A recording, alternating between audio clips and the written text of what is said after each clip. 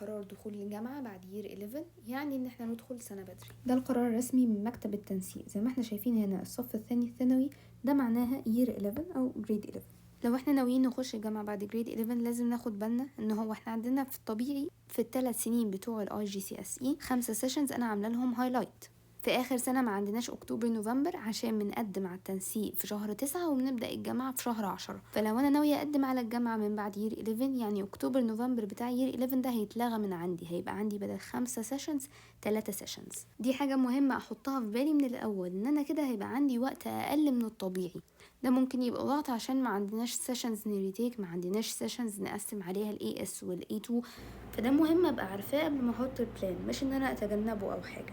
اخدت اراء الناس هقول لكم دلوقتي ايه مميزات ان احنا ندخل جامعه بعد يير 11. اولا لو احنا ما عندناش بلانز للجاب هير بتبقى سنه قبل الجامعه ما بناخدش فيها حاجه، فما عنديش فيها بلانز مهمه ممكن اخش الجامعه بعدها لو انا مخلصه بدري. الولاد بيقولوا الجيش بيأخرنا، فلو انا دخلت بدري هخلص بدري فمش هخلص الجامعه متأخر. برضو الجامعات اللي هي زي كليات الطب، كليات هندسه، كليات صيدله بتبقى بتاخد سنين دراسيه طويله، فانا مش عايزه اتأخر لما اجي اتخرج.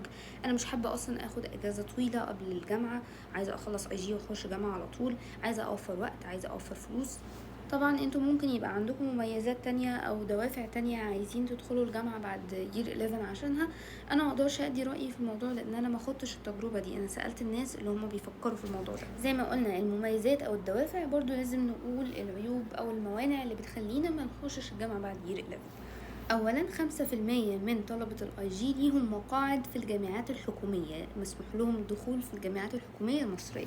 ده قرار قديم من وزارة التربية والتعليم من زمان قوي، واحنا دايما كنا شايفين 5% دي قليلة على الطلبة بتوع يير 12 اللي عايزين يخشوا جامعات حكومية في مصر. نزيد عليهم ان كمان بيجي طلبة من بره مصر برضو من يير 12 بيقدموا بالتنسيق بتاع IG، لان الاماكن محدودة والتقديم بيزيد بيبقى كتير، فالتنسيق بيبقى عالي.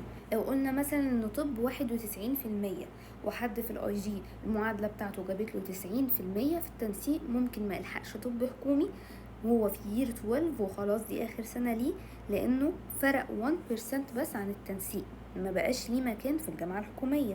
والعكس برضو ان هو ممكن حد من يير 11 يحصل معاه نفس الشيء وما يلحقش ان هو يقدم في جامعة حكومية ما يتقبلش فيها.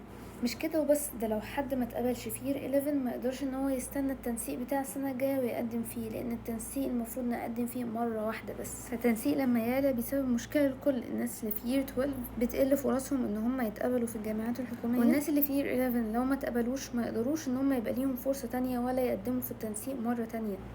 الرأي التاني لأغلب الطلبة اللي دخلوا يير 11 بعد الجامعة لما سألتهم قالوا لي ان هم كانوا محتاجين يفصلوا بعد IG وقبل ما يخشوا جامعة، بالذات لما تكون كلية دراستها تقيلة. الرأي التالت، في ناس حابة ان هو اخر سنة يتعلموا حاجة، يشتغلوا حاجة، يمارسوا هواية مش هيقدروا يمارسوها بعد كده في الجامعة. الرأي الرابع ان في ناس شايفة ان هو الجراديويشن وان احنا نحضر مع دفعتنا الحفلات بتاعتهم مهم. الرأي الأخير، في ناس بتلخص ده كله ان هم محتاجين يشحنوا طاقتهم قبل ما يدخلوا الجامعة، بالذات ان الطلبة بتبذل اقصى مجهودها في اخر سيشن IG. زي ما نبهت في الفيديو، اغلب اللي انا عرضته من مميزات او عيوب ما هي الا اراء جمعتها من اغلب الناس اللي خاضوا تجربة او اللي بيفكروا فيها، وانا شخصيا ما بحبش اسمع للاراء لان انا عارفة ان كل واحد ليه ظروفه الشخصية وكل واحد هيبقى ليه تجربته الخاصة، ولكن الموضوع لسه جديد، لسه ما حدش مجرب، لسه مش الكل عارف عن الموضوع. فخلونا نساعد بعض ان احنا نعرف ناخد القرارات المناسبة لينا، بمعنى ان لو حد دخل الجامعة بعد يير 11 ممكن يفيدنا بالتجربة بتاعته في بوست او في كومنت عشان نقدر نساعد بعض.